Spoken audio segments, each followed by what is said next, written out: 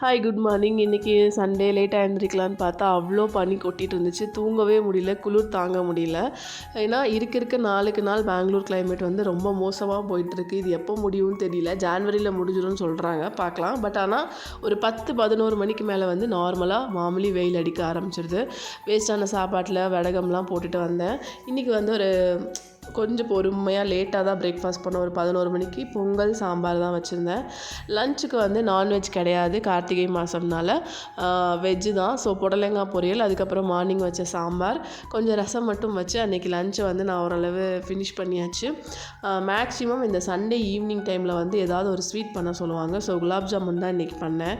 இந்த இடியாப்பம், பூரி, சப்பாத்தி, இந்த சன்னா மசாலா வைக்கிறது, இந்த மாதிரி கொஞ்சம் வேலை எடுக்கிறது எல்லாமே நான் சண்டே மட்டும்தான் பண்ணுவேன். ஏன்னா ஸ்கூல் டைமில் வந்து அவ்வளோ ஹரிபரியில் பண்ணிகிட்ருக்க முடியாது.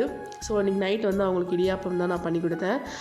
என் பையன் வந்து மேக்ஸிமம் பசும்பால் ஊற்றி சாப்பிடுவான். பொண்ணுக்காக தேங்காய் பால் எடுத்து ரெடி பண்ணி கொடுத்தேன். என்னோடய சண்டே இப்படி தான் போச்சு.